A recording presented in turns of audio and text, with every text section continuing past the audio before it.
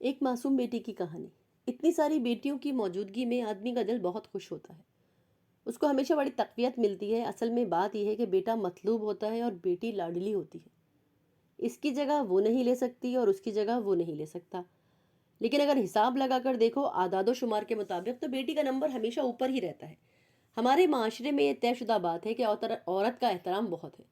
جب آپ باہر نکل کے دیکھیں تو ہر شے کے اوپر آپ کو ماں کی دعا لکھا ہوا ملے گا، پیو کی دعا کہیں بھی نہیں ملے گا، ایک بھی رکشے پہ نہیں لکھا ہوتا۔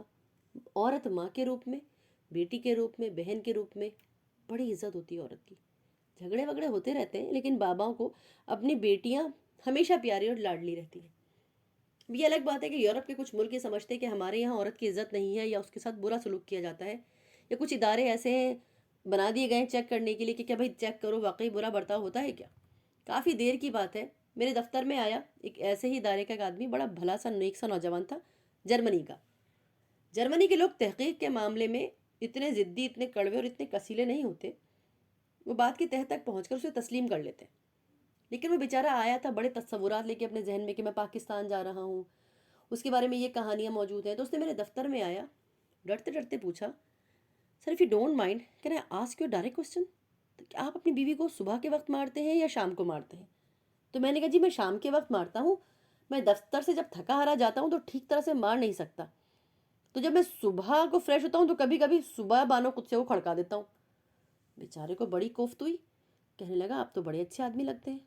میں نے کہا یہ تو کوئی بات نہیں ہے، ہماری جو آپس کی محبت ہے وہ تو چلی آ رہی ہے، آپ کتنا بھی پروپیگنڈا کر لیں اس کا اثر مجھ پہ یا میرے بچوں پہ نہیں ہوگا۔ یہ تو ایسے ہی ایک بات تھی۔ 12-15 برس پہلے کی بات ہے۔ یہ بچے بڑے پیارے لوگ ہوتے تھے، بڑے اڑیل بھی ہوتے تھے، ضدی بھی ہوتے تھے، زمین پہ پاؤں مار مار کے اپنی باتیں منواتے تھے۔ میں چونکہ اس عمر میں ہوں اور میں نے بہت سے زمین پہ پاؤں بجتے ہوئے سنے اور میں نے ان کے آگے سر جھکایا۔ ایک دفعہ میرے دفتر میں 4-5 نوجوان طالب علم آ گئے، اس میں 3 لڑکیاں تھیں، 2 لڑکے تھے۔ وہ پولیٹیکل سائنس کے 6 ایئر میں تھے، اب اسے آپ کیا کہتے ہیں سیکنڈ پارٹ جو ہے اسٹوڈنٹ تھے۔ ان میں سے ایک لڑکی تھی جس کا نام کلثوم تھا اور ایک کا نام یاسمین، اور ایک کا یاد نہیں، اسے ببلی ببلی کہہ کے پکار رہے تھے۔ وہ بچی کو زیادہ بولی نہیں، وہ اور 2 لڑکے تھے نوجوان، بڑے پیارے خوش عقل۔ کلثوم ان کی لیڈر تھی، اس کے چہرے کے اوپر کچھ نشان تھے لڑائی جھگڑے کے، کچھ دھبے وغیرہ۔ جب یہ لوگ میرے دفتر آئے تو کلثوم آتے ہی دھم سے صوفے پہ بیٹھی اور کہنے لگی، انکل ہم نے دیکھا ہے آپ کا معاشرہ اور ہم نے دیکھا ہے آپ کا مذہب، اور سب لوگ جو بڑے چالاک، سخت، بے ایمان اور الگ قسم کے لوگ ہیں، ہم تو لڑائی کر کے آئے ہیں۔ میں نے کہا کیا ہوا؟ اس نے کہا جی میرا نام کلثوم ہے اور یہ میرے کلاس فیلوز ہیں، ان کا نام یہ ہے۔ اس نے تعارف کروانے کے بعد کہا آپ تو بڑے امامے بنتے ہیں اخلاقیات کے اور دین کے۔ میں نے کہا ہوا کیا؟ کہیں گے جی ہم جو ہے پولیس والیوں سے لڑ کے آئے ہیں، انہوں نے جلوس وغیرہ نکالا تھا، آگے لیڈی پولیس تھی، اچھی ہوتی ہیں بیچاریاں، ان کو جو حکم دیتے ہیں بتارے وہی کرتی ہیں۔ اب ان کو بولا کہ روکو بھیڑ کو تو روک دیا۔ اب ہمارے یہاں ایک لاہور میں جگہ ہے، ٹی وی وغیرہ بکتے ہیں بہت، مال روڈ، وہاں جھگڑا ہوا۔ میں نے کہا جھگڑا کس بات پہ ہوا؟ تو اس نے کہا جی یہ کیا قانون بنایا آپ نے لوگوں سے، خواہ مخواہ ہمارے آدھے حقوق، مردوں کے پورے حقوق۔ کہنے لگی یہ کیا بات ہوئی، عورت قتل ہو جائے تو آدھی دیت اور مرد قتل ہو تو زیادہ۔ تو میں نے کہا تم نے اس پہ جلوس کیوں نکالا؟ تو یہ تو جلوس مجھے نکالنا چاہیے تھا، میں نکالوں گا کل سے جلوس، یہ تو کمال کی بات ہے۔ غصے میں کہنے لگی آپ کیوں نکالیں گے جلوس؟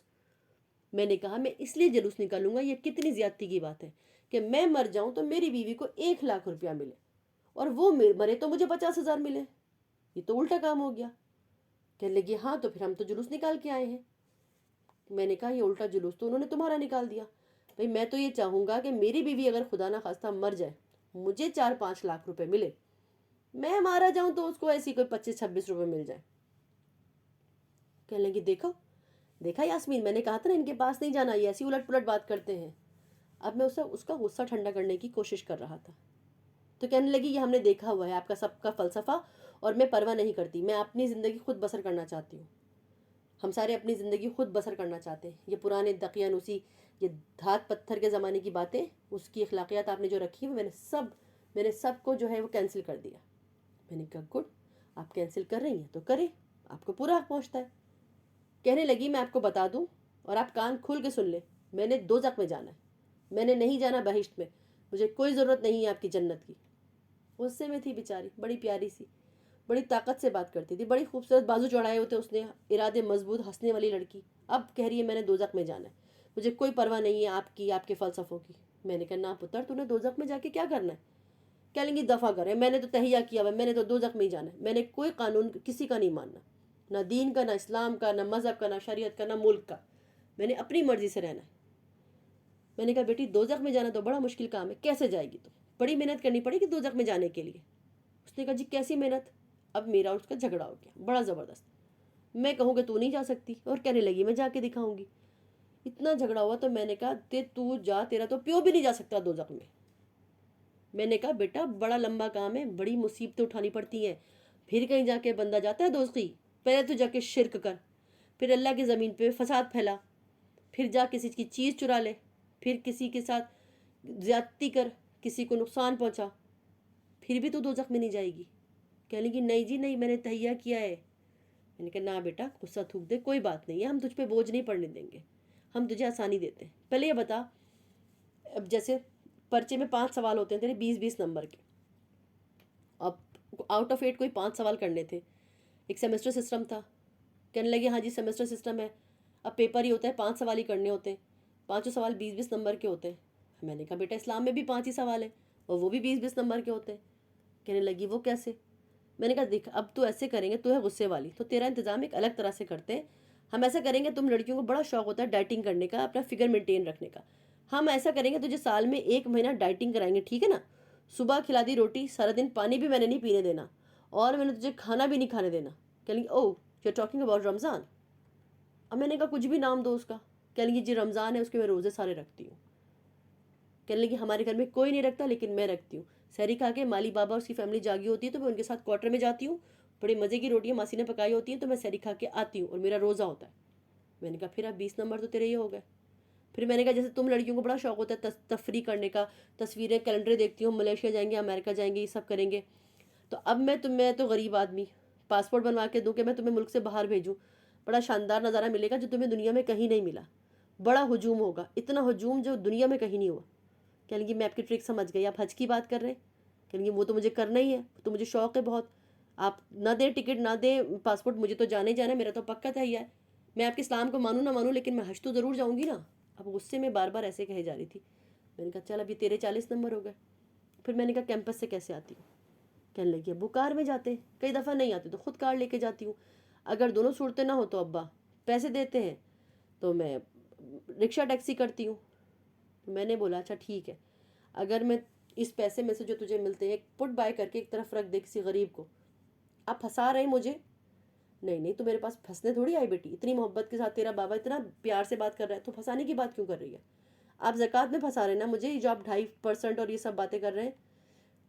تو میں نے کہا کہ میں یہ بات نہیں کر رہا تم سے، کہہ رہی اللہ کا حکم تو اور ہے، کہہ لیں گے اللہ کہتا ہے کہ جو تمہارے خرچ سے بچے وہ سارا کا سارا دو۔ میں نے کہا یہ کیسی بات کی؟ کہہ لیں گی ہاں میرا جتنا خرچہ ہوتا ہے وہ میں اپنے پاس رکھتی ہوں، باقی سارا میں دے دیتی ہوں جس کو ضرورت ہوتی ہے۔ تو میں ڈر گیا، میں نے کہا یہ تو میں پہلی دفعہ سن رہا ہوں، تیرا بھلا تو نے تو ڈرا دیا، تیری تو کیلکولیشن ہی الگ ہے، اب یہ تو 60 سے بھی اوپر ہونے چاہیے نمبر۔ کہہ لیں گے جی نہیں جی نہیں۔ میں نے کہا اچھا اگلا کام آتا ہے جہاد کا، وہ مرد بھی کرتے ہیں عورتیں بھی، اپنی ذات کے خلاف لڑنا جہاد ہے۔ اب دیکھو تم ماری ماری پھر رہی ہو نا، تمہیں جو غلط لگ رہا ہے اس کے خلاف جہاد کر رہی ہو، اب ہوگا 80 نمبر۔ اب مجھے بتا کلثوم بی بی کسی نے آج تک 80 نمبر لیے ہوں پرچے میں؟ کہ 80 تو بہت ہوتے ہیں، پھر دوزخ میں کیسے جائے گی تو؟ اپنی زندگی میں مصیبت ڈال کے بیٹھی ہے، تیرا دوزخ میں جانے کا ارادہ ہے؟ کہنے لگی نہیں وہ تو میں غصے میں کہہ رہی تھی۔ تو اس کا جھگڑا دین کے ساتھ نہیں تھا۔ تو آدمی دکھی ہوتا ہے، اپنے ماما جی سے، اپنی ماں سے، اپنی امی سے، اپنے ابو سے لڑتا ہے، اور وہ جن باتوں پہ تلقین کرتے ہیں ان کو وہ ہٹ کرتا ہے۔ تو پھر میں نے کہا بیٹا ایسے نہیں، پھر تم ایک لفظ سکھائیں گے، وہ مشکل تو ہے عربی کا لیکن تو ذہین لڑکی ہے، میرا خیال ہے تو سیکھ جائے گی، تم مشق کرے تو کیا کوشش ہے؟ اس نے کہا کیا؟ میں نے کہا لا الہ الا اللہ محمد رسول اللہ۔ کہنے لگی یہ کیا بات ہے، یہ تو میں منہ دھوتے ہوئے صبح سویرے اٹھتے جب پانی ڈالتی ہوں تو یہی پڑھتی ہوں۔ میں نے کہا اب تم نے پھنسا دیا، اب تو دوزخ میں ہم کیسے جائیں؟ یہ تو واحد رستہ رہ گیا تھا، وہ بھی تو نے بند کر دی۔ اب میں بھی کلثوم کا دادا بن کے بیٹھ گیا۔ میں نے بولا اب بھی میں تیرے ساتھ چلوں گا۔ اب رہ گئی نماز کی، تو لڑکیاں عید میں بڑے شوق سے مسلح جو ہے وہ ڈال کے سر پہ دوپٹے اوڑھ کے کھڑی ہو جاتی ہیں، 2-3 نمبر تو اس کے بھی آ جائیں گے تیرے۔ کہنے لگی جی نہیں، میرے کلمے پڑھے ہوئے سارے، اور نماز میں قرآن شریف بھی میں پڑھتی ہوں، رمضان شریف میں ساری نمازیں پڑھتی ہوں، اور اس کے علاوہ ریگولر نہیں ہوں لیکن جب بھی کوشش ہو تو نماز تو میں پڑھتی ہوں۔ تو میں نے کہا بیٹا تیرے 94-95 سے زیادہ بن رہے ہیں، اب کیا کریں؟ تو اس کی سہیلی یاسمین کہنے لگی تم اٹھو کلثوم، میں نے تم سے کہا تھا انکل اشفاق کے پاس نہیں جانا، یہ بہت چلاک ہے، یہ دھوکے سے پھنسا رہے۔ تو ان کے ساتھ جو لڑکے تھے وہ بڑے غور سے سنتے رہے، انہوں نے بھی مجھ سے کئی باتیں کی، کچھ ایسے الفاظ جو گستاخانہ تھے جو ان کے منہ میں آتے رہے، ذہن میں آتے رہے، وہ کہتے سنتے رہے۔ بہرحال ذہن پہ کنٹرول نہیں ہے، بات رخ بدل گیا۔ تو کلثوم بی بی اپنی آستین چڑھائے ہوئے غصے میں تھوڑی ٹھنڈی ہو گئی تھی، ان کا غصہ پورا کم نہیں ہوا، مجھے ایسا محسوس ہوا جیسے پولیس نے انہیں تنگ کیا تھا۔ تو بات یہ ہے جب آپ کسی کی بات سنیں اور بات پوری کریں، جیسے آپ کے گھر میں جھاڑو دینے والی ہے، ماسی کھانا پکانے والی ہے، اس کی بات ہے، کہنے سننے کے لیے آپ کے وقت ہو۔ تو کلثوم اور یاسمین کی بات اور ہے، ان کی باتوں ساتھیوں کی بات نہیں سنی گئی، اس لیے ان کو غصہ تھا۔ اب وہ غصہ سارا ڈائریکٹ دین کی طرف نکل گیا، اتھارٹیز کی طرف اور بڑوں کی طرف۔ اس میں جہالت ہمارے بڑوں کی ہے، بڑوں کو سنبھالنا نہیں آتا، وہ اپنی اتھارٹیز میں لگ جاتے ہیں۔ اور ہمارے ملک میں جو اتھارٹی کا رواج ذرا زیادہ ہے، وہ ضرورت سے بھی زیادہ۔ ہاں اکیلے بڑوں کی اتھارٹی نہیں ہے، آپ جب بھی سوچیں اپنے گھر میں بھی دیکھیں تو ان اتھارٹیز کو معصوم لوگوں پر اپلائی کرنا چاہیے جس سے ان کی سہولتیں ہوں۔ لیکن الحمدللہ آپ نے ان بات کو تسلیم کیا، لوگ تو مانتے ہی نہیں۔ ہمارے یہاں جو بھی لوگ ہیں وہ اپنی اپنی اتھارٹیز کو اور بڑی شدت سے استعمال کرتے ہیں، بڑی بری طرح سے۔ میں شاید پیچھے بھی بیان کر چکا ہوں، مجھے ایک بات کا بڑا غصہ ہے۔ ایک جگہ ہے یہاں پہ اچھرا، جس میں خواتین جاتی ہیں کپڑے وپڑے لینے کے لیے، میں بھی بیگ پکڑ کے جاتا ہوں اپنی بیوی کے ساتھ۔ وہاں ایک خاتون کھڑی ہوئی تھی، اسکول کی ٹیچر تھی، بڑی پیاری معزز سیاہ برقع انہوں نے اوڑا ہوا تھا، ہاتھ میں تھیلا پکڑا تھا۔ ہم جس دکان سے سودا لے رہے تھے انہوں نے پوچھا سرخ رنگ کا کوئی کپڑا ہے؟ دکاندار نے سنا ہی نہیں، پھر اس نے ذرا وضاحت کی ہاتھ کے اشارے سے، تو اس نے اشارہ کیا کہ تیرے کام کی کوئی چیز نہیں، آگے چل۔ میں نے کہا آپ کو کوئی حق نہیں پہنچتا اس طرح بات کرنے کا؟ اس نے کہا نہیں اشفاق صاحب یہ ایسے ہی کم پیسوں والی عورت ہے، آئے گی گر گر کرے گی، اس سے بہتر ہے آگے جائے۔ اب یہ اتھارٹی ہے، دیکھیں آپ، وہ کوئی افسر نہیں ہے، نہ کوئی بڑی جگہ پر ہے، لیکن وہ اپنی اتھارٹی استعمال کر رہا ہے اور وہ بیجا طریقے سے استعمال کر رہا ہے۔ اب آپ دیکھیں ہر بندے کو ذہن میں نا تکبر اضافہ کرنے کے لیے بہت چیزیں اکٹھا کرنا شروع کرتا ہے تاکہ دوسروں کو ڈرانے کے لیے تکبر نمایاں کرے۔ یہ بات میں اس لیے کر رہا ہوں کہ تھوڑے دنوں پہلے میں اپنے گھر کے لان میں بیٹھا تھا، ایک بڑی خوبصورت سی پیاری لمبی خاتون، ایک پیارا سا بچہ نیلا ٹوپا اس نے پہنا، ان کے موزے، وہ آ گئی، آ کے میرے سامنے کھڑی اور کہنے لگی آپ نے پہچانا؟ میں نے کہا نہیں۔ کہنے لگی انکل میں کلثوم ہوں۔ میں نے کہا وہ بھلا ہو تیرا، بیٹھ جا، تو اتنی دیر کہاں رہی؟ کہنے لگی سیدھی شکاگو سے آ رہی ہوں، میں نے آپ کا پتہ ڈھونڈا ہے، سب سے پہلے آپ کے ہاں آ کے حاضری دی، میرا خاوند وہاں ڈاکٹر ہے، اچھا آدمی ہے، میں نے آپ سے پرانی محبت، اپنی برخورداری، اپنی بیٹی ہونے کا حق مانگنے آئی ہوں، اور سیدھا آپ کے پاس۔ میں ڈر گیا، میں نے کہا بیٹا فرماؤ، میں تو بڑا ہی ڈرتا ہوں تجھ سے، اتنے سال میرے تجھ سے ڈر میں ہی گزر گئے۔ کہنے لگے یہ میرا بیٹا ہے، بہت پیارا، بہت صحت مند، اس کو ہم حفظان صحت کے اصولوں پہ پال رہے ہیں، پر یہ روتا بہت ہے۔